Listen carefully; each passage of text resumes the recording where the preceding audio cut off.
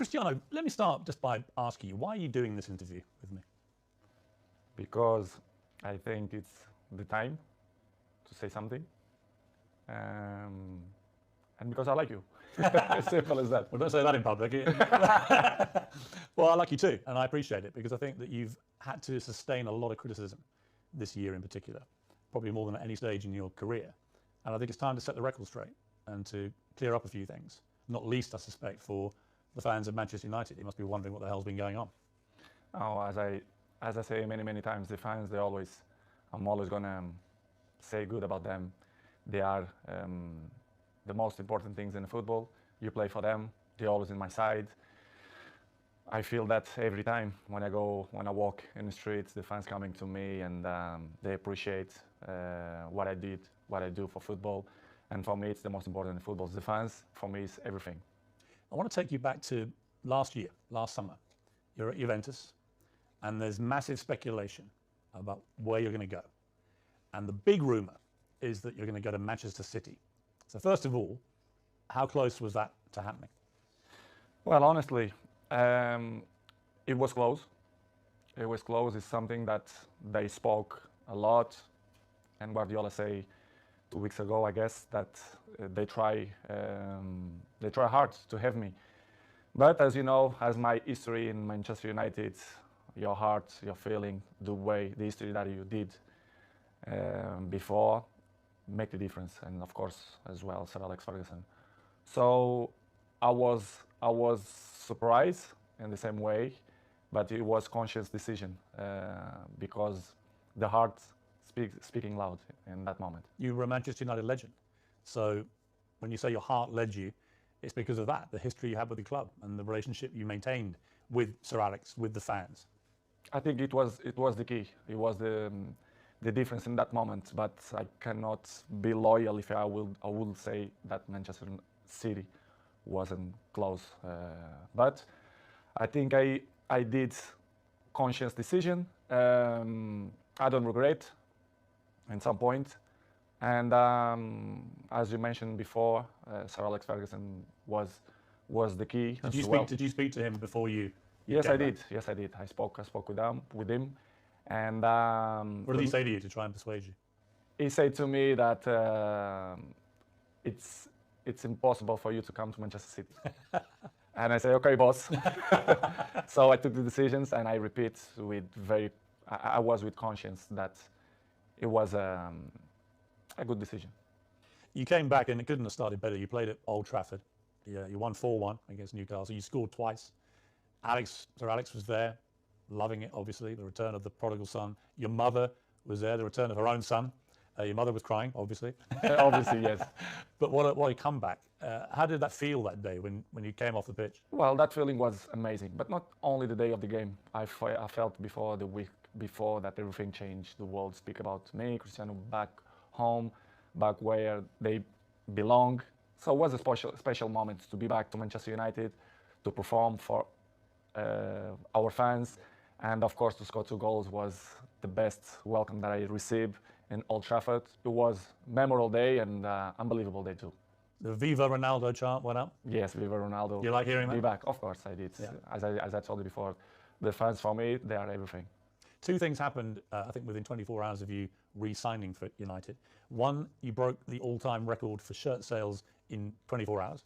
You actually beat a guy called Messi at PSG. You must have been happy about that. Of course I do.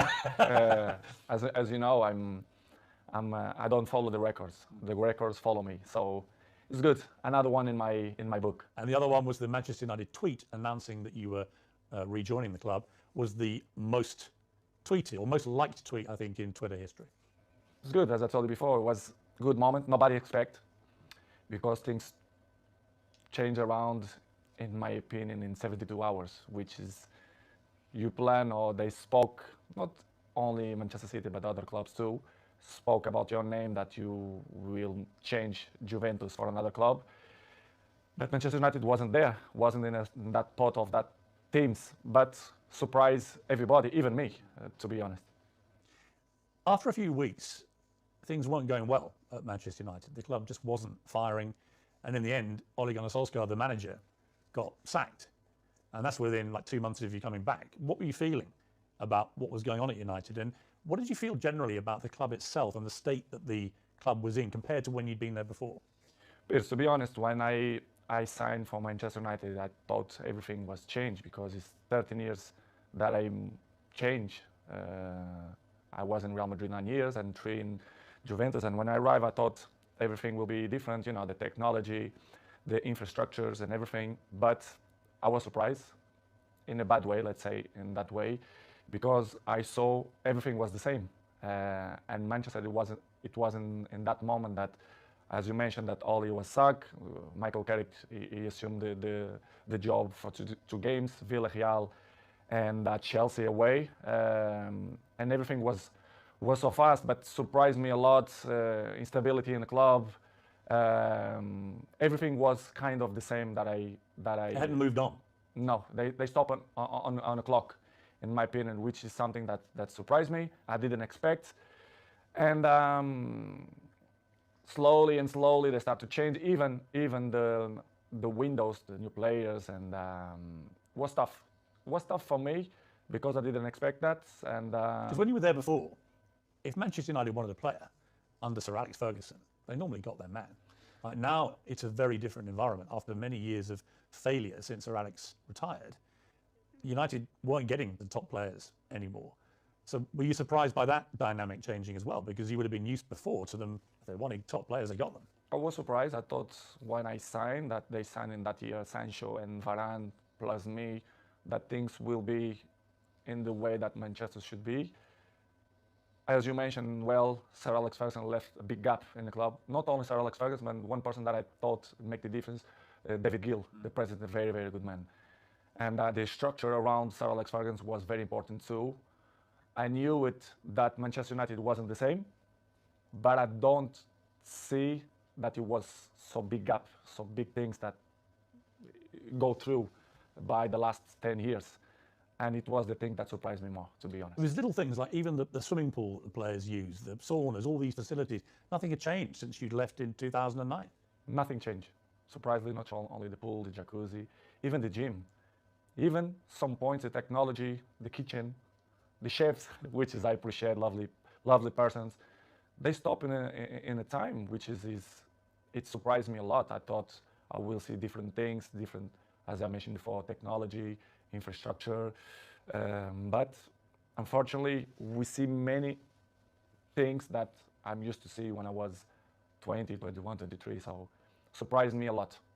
You'd also, of course, as you said, you'd been at Real Madrid and Juventus, where you saw them moving all the time to progress with technology, the latest thing, to improve performance levels. So you were able to compare what you'd experienced there with what was not happening at United. In United, the progress was zero, in my opinion. To compare with Real Madrid and even Juventus, that they follow the rest in the world. So the technology, especially the terms of training, nutrition, and conditions of eat properly and to recover better than before, surprised me. Manchester right now, to compare with that club, I think it's behind, in my opinion, which is something that surprised me. A club with this dimension should be in the top of the tree, in my opinion, and they are not. Unfortunately, they are not in that level, but I hope the next years they can reach to be in the top level. Up next, Ronaldo's scathing verdict on what's gone wrong at Manchester United.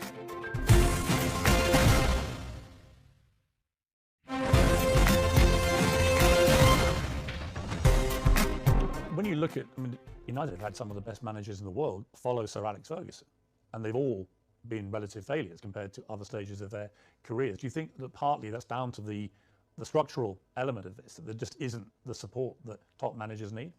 I don't know what's going on, but since the Sir Alex Ferguson left, I saw not evolution in the club. The progress was zero.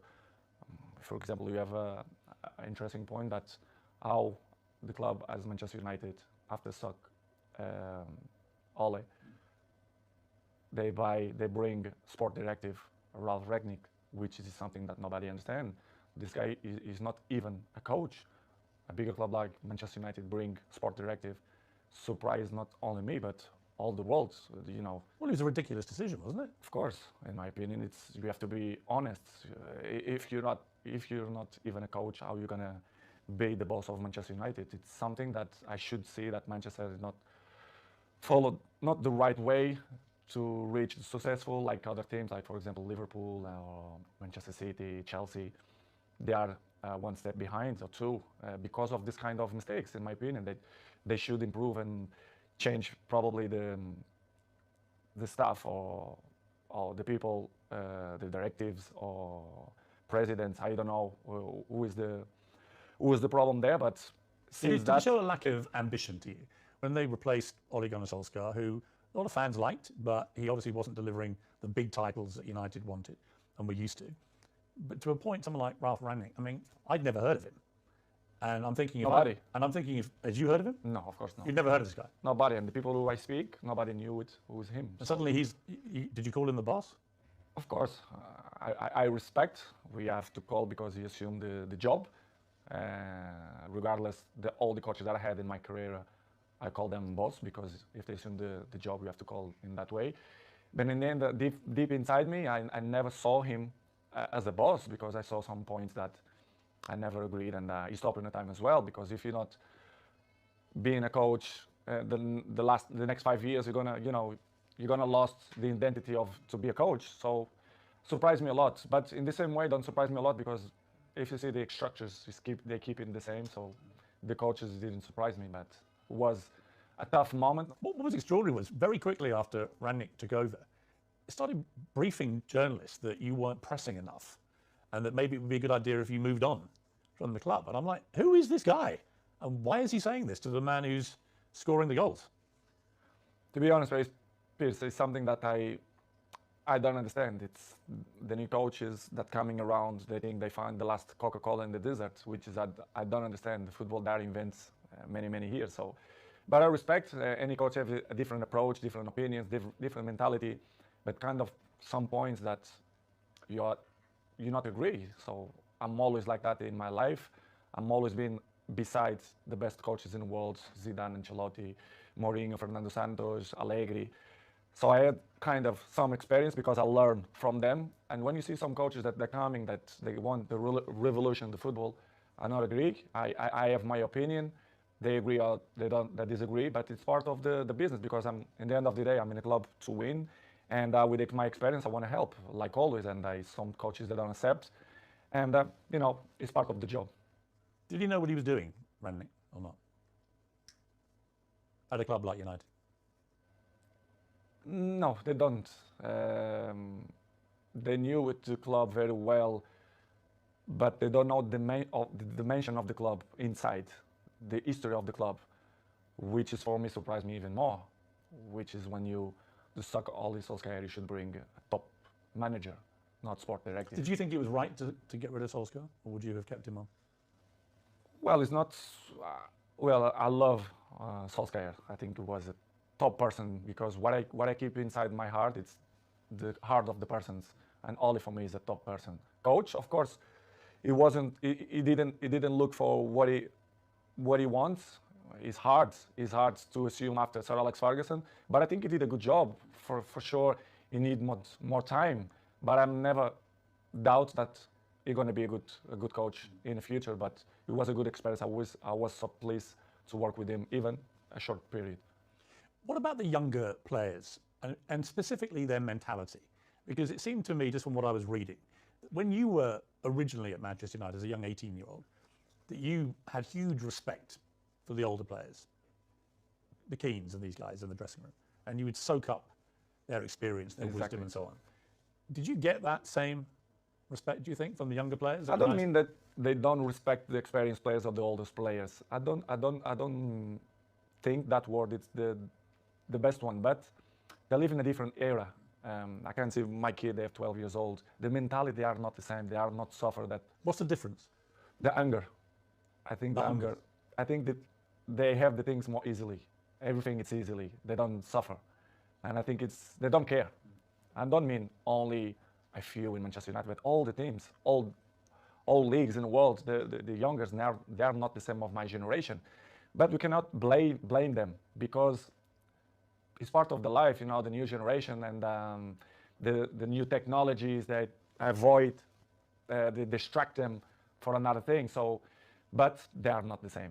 They listen, but this is why we have 2 ears. You listen from one side and they go away from another side. So, don't surprise me, but in the same way, it's a little bit shame because if they have the best examples in front of your eyes and if they don't at least copy what you did for me, it's kind of weird because I remember when I was 18, 19, 20s, I'm always look to see the best players, Van Nistelrooy, Ferdinand, Roy Keane, and Giggs. This is why I have the successful that I have in longevity, because I take care of my body, my mentality, my head, because I see these guys and I learn from them. When you try and give advice to these younger players, what do you say to them? What do you try and guide them to be like? I think the best advice, I'm not the kind of guy to like to give advices. I prefer to be as example. Yes. Because I'm an example. I'm there every morning. I do the same stuff. I'm probably the first ones to arrive and the last ones to go out. I think the details speak for themselves. So, because as I told you before, they listen one thing and in 2 minutes they already forgot and do it whatever they think it's better. This is why I say I like to lead by example. And some ones they follow me, not much, but see, I just find that incredible. That if I was a young footballer and I had Cristiano Ronaldo at my club, that I wouldn't want to spend every second watching him, listening to him, observing the way you go about your business. And yet from what you're saying, clearly they're not interested. They don't care. Some ones, yes, but most of them, no. But for me, it's not surprise me. Don't surprise me because they're not going to have longevity careers, in my opinion. It's impossible. It's impossible to see, for example, my generation, you see many players, they reach 36, 37, 38 in a high level. I think this generation, you're going to count by your hands how many going to reach in that level because this years of preparation, it's helped a lot. Who are the players in the world that you most admire for their mental strength, their attitude? It's difficult question because I'm always can say what I see from my eyes. For example, if you tell me what I see, for example, in Manchester United, I can mention probably Dalot, Diogo Dalot. His example is young, but he's very, very professional. And I'm not doubt that he's gonna have longevity in the football because he's young, he's smart, intelligent, and he's very professional. You have a few ones more, but like him, it's difficult to see. Probably Martinez, Casemiro's 30s, but I will say Dalot. Coming next, Ronaldo opens up on the toughest moment of his life.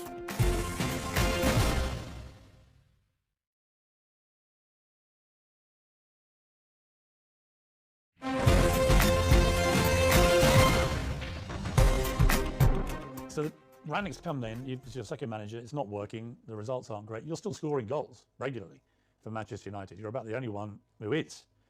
But then you get hit by an awful episode in your life, probably the worst time of your life, where your partner, Georgina, she's pregnant with twins and is actually giving birth to these 2 babies. And your baby son doesn't survive. And I don't think I can imagine, I have 4 kids, you have a lot of children. You can't imagine a worse thing to happen than to go a full term of a pregnancy, particularly for the poor mother in that case, but also for you. What was that like for you, that time in your life? It's probably the worst moment that I passed through my life since my father died. When you have a kid, that you expect that everything will be normal, and you have that problem. It's hard, as human being that I am. Me and Georgina, we had quite difficult moments because we don't understand why happened to us. Was difficult, to be honest. Was very, very difficult to understand what's going on in that period of our life. As you know, the football carry on there so fast, many competitions. The football don't stop. We have many competitions, and pass through in that moment was probably the most difficult moment that I had in my life. Me and my family, especially Gio, that was tough. She said she was giving an interview about the new series of her TV show. And she said in an interview, a big piece of my heart shattered. And I asked myself how I could carry on. I had the answer nearer than I thought. I looked into the eyes of my children, and there I saw the only way of doing it being all together. Yeah, I saw too. Yeah, this is why what we did. I grew up my family, especially Gio, and we had the difficult moments, but we say, listen, we have more kids. We have one that born, Bella, that we have to be happy too. I mean, such a difficult situation again, where you're mourning the terrible loss of your little baby boy, but also celebrating the birth of your beautiful daughter. I try to explain sometimes to my family and even my close friends. They say, I never felt to be happy and sad in the same moment. Yes. I never felt. It's hard to explain. So difficult. So difficult. It's, you don't know if you cry or you don't know if you smile. Yes. Because it's something that you don't know how to react. You don't know what to do, to be honest. And of course, I remember very well that I looked like, I don't know the word that to define what I felt in that moment, but it's crazy feelings, crazy emotional. But as I told you before, I have to hold that we had at least Bella, yes. which is the most important. One die and one survive, but it's difficult to explain. How did you explain it all to your other children? They must have been so confused about it. In the beginning, Gio arriving home and the kids start to say, where's another baby, where's another baby? Of course, Cristiano, I had conversation with him in the day, because he's 12 years old, he knows, he understands everything. And I had a nice conversation with him. We cried together in his bedroom, and he explained, and it's kind of, he didn't understand. He understand, but in the same way, he was a little bit confused. The other ones in the beginning, in the table, the kids start to say, Mom, where is the other baby, blah, blah, blah. And Gio, in the beginning, they start to say, because, you know, she had a little bit belly, because they had two, it's hard process. And after 1 week, I say, you know, let's be frontal, let's be honest with the kids. Let's say that Angel, which is the name, they go to the heaven. It's better to say in that way. Yeah. And we start to use in that way, and the kids always understand when we had shots in the table, and they say, Daddy, I did this for Angel, and they point out for the sky, which is I say, and I like it the most, because, you know, it's part of the lives, and I'm not gonna lie to my kids to say the truth, which was a difficult process, but in the same way, I become more father, more friendly of them. They become more close to his daddy, especially me with Georgine as well. Yeah, I was going to ask you that, because these things, they can make or break relationships, because the grief can be so intense. It can drive couples apart, or it can bring them closer. In my case, it was better in that way. I become more friendly of Gio. I was of course friend, but I see more lovely for her and for my kids, and I start to see the life with a different perspective. You understand? Which is coming the point of, if you're gonna ask me for sure, the pre-season moments. Yes. For example, why I didn't go to the pre-season. Yes, I'm going to come to that. Yeah. But it was just to finish in that chapter was the most difficult moment. The last, since my dad died, it was this moment that I passed through the last 6 months. Do you feel your son is with you in spirit? Do you feel that? For sure. His ashes is with me, like my daddy. They are here in Really? my house. Yes. It's something that I want to hold for the rest of my life. I'm not throw to the ocean or to the sea. I keep with me. They are next to my daddy. I didn't know if you check. I have a small church down, and you do? Yes, I do. Like a little chapel? Yes, Huh? chapel, and I keep my daddy and my son. Do you talk to them? Yes, I do. I talk with them every time, and they are in my side. They help me to be a better man, to be a better person, to be a better father. And it's something that I'm really, really proud that the message that they send me, especially my son. Amazing. You had an extraordinary reaction from football fans, obviously from Manchester United, but I think you must have been just so surprised by the outpouring of not just support, but Liverpool fans sang on the 7th minute of their next game, "You'll never walk alone," the Kop, the great infamous enemy of Manchester United. What did you feel when you heard that? I never ever expect that, never. I had the opportunity now to say all English community, thank you a lot for that kind of that they had with me, not only Liverpool, but all England. I was at Arsenal when you played, and on the 7th minute, the whole crowd. I received a letter from the Queen family as well. Really? Yes, I do. Which is from the Queen herself? Or? Yeah, family. Yeah. And surprised me a lot. Offering their condolences? Yes. Wow. Unbelievable. This is why I say I respect a lot the English community, English people. because they've been very kind with me, and in that difficult moment of my life was spectacular. The way they treat me and my family in that difficult moments. I should say straight to the crowd and thank you to all English community that helped me in that moment. When the Queen sadly died in September, you posted a very nice tribute to her. Was part of the reason because of what they had been like with you? Of course, they've been so kind of with me, and this is why I did what I did. But it was unbelievable moment. I'm never ever gonna forget that moment. You have a little girl, Bella. She's 6 months old now. Must be a great joy amid all that terrible sadness. Unbelievable. It was another member in the family. They are the shine of the house, and we are so proud. Me, Georgina, and all my kids. They are very, very proud for them. They are spectacular. A beautiful girl, and we are so happy. We are so happy. We are happy fathers. You're going to have more? I'm not thinking now to thinking more kids. I think we done, but we never know. The future, only God knows. But right now we want to have a break, to enjoy these ones, because they are little, Bella 6, and the rest they are 5, and Cristiano 12. We want to enjoy a little bit of these ones. Let's see the future. It's very difficult to play top level football at the best of times. It's a hard business in full public glare of millions of people watching. To have to go back and play after this must have been incredibly hard for you, even with your mental strength. How did you find that? Difficult, very difficult to play after that. But as I always have good support from my family, and Georgina told me, go to play, go enjoy it, to do what you like to do. We're gonna help for you to forget a little bit the situation.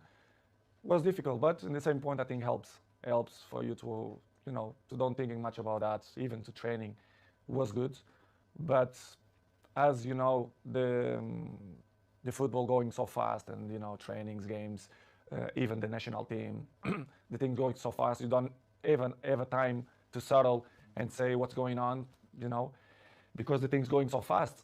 But it was good help. Georgina helped me a lot to give me that possibility to say. She's a very strong woman. Yes, she did. Georgina. Yes. I mean, really strong. Yes. Just to be your partner is probably not an easy time a lot of the time, with all the attention all the time. But to go through what she's gone through and still we help, be there. We help each other. But she struggled when she was young, which is she look at life with different eyes. Even she's young, but she suffer. She's born in Argentina. She has issues with his family as well. She live alone. She have interesting life and histories as well. And she helped me a lot. She's very mature for his age. We help each other. Sometimes when I'm a little bit down, she pushed me up, and I do it to the other side. So we are a nice couple. We help each other. So I'm really pleased that she's on my side. Any movement on the wedding bells, Cristiano? I'm not thinking now about that, but I can see in the future. I think she deserves, but it's something that not coming now in my plans, but in the future, yes, I want. Coming next, Wayne Rooney, Gary Neville. Ronaldo's got a message for both of you.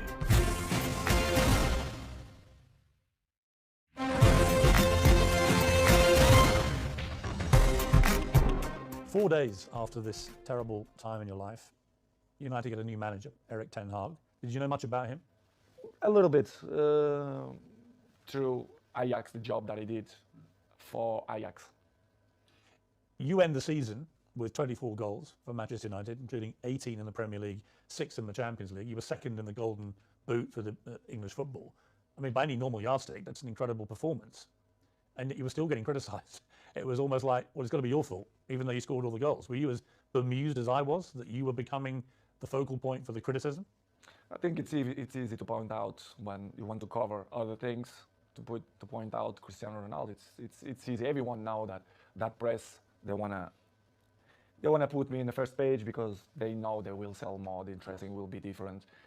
And I'm used to live like that because, as 37, I know and I learn many things.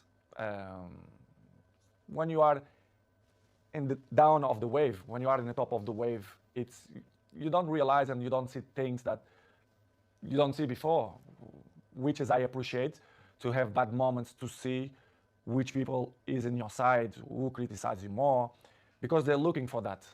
They don't like to see successful people The people only try to bring negativism. And I felt the last 4 or 5 months that not only for me, but even for my family as well, for Georgina, especially around the world, the press criticizes me even more.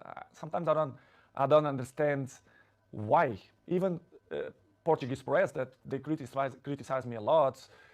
I don't understand, but I still believe that the jealousy is part of that. They want to cover many things that helps to shine other things. But listen, Piers, I know I'm 21 years in the top of the game, so I know how it takes. So for me, it's not a problem. It's hard when you are a little bit down to listen to this criticism. Do you read it all? Do you read newspapers? Do you read social media? A good thing that I have, I don't like to read because I know 90% of the times they lie. They are garbage. The press, they are garbage. Not all of them, but most of them. They don't say the truth. And they lie. They constant lie and they constant attack me and my family. They're always negativism against my family. Why I'm gonna read? Because I know they try to make me feel bad, me and my family, which is something hard to deal. But in the end of the day, I understand. But it's really, really hard. The problem you have is you're too famous. You are the most followed human being on Instagram. But you have, I just checked, 495 million followers. I have just under 2 million on Instagram. 8 million on Twitter, so I'm catching you on Twitter slowly, but 400, you're nearly at 500 million followers on Instagram. That's insane. You're bigger than all the Kardashians put together. It's good. It's good. I feel proud for that. It means a lot for me because it means that people like me too. I'm charismatic. I think why I'm the number one. Sometimes I ask that question to myself. Why me and not another one? Why do you think it is? To be honest, not just only because I play good football, because everyone knows, but I think the rest is relevant. You have to be charismatic. People have to feel some connection with you. I think to be good looking helps too. I have the same problem. Yeah, I feel the same way. To be honest, Chris, I don't know the real reason, but I think I'm charismatic and I'm a appetitive fruit. I don't know if we... A what? A fruit that people want to bite. Yeah. I don't know how you can say in English. Any particular fruit or? Let's say strawberry. But I don't know the reason. I mean, what's incredible to me is the power you have. Appetite fruit. Appetite fruit. I don't know if it makes sense in English, but if it don't make sense, you learn. I'll research appetite fruit, yeah. Okay. I mean, I have a pinned tweet and it's you telling me I have good abdominals, which is a very good observation. And it's only 10 seconds long. And it's had 43 million views, this clip. So thank you. Because 43 million people have heard the guy who actually has got good abdominals tell me I've got good abdominals. But it showed me that the sheer firepower you have in that world of social media. It's just extraordinary. It's what I told you before. I have good things, which is you can sell your own product, let's say in that way, but you have to deal with many obstacles in your life too. Do you care if people hate you? I mean, a lot of people love you, but obviously a lot of people don't. You're so big, you're going to get both. But do you care about the ones who hate Cristiano Ronaldo? I care the people who like me. I'm not waste time for the people who don't like me. I think it's waste of time. These people, they are not interesting on my life.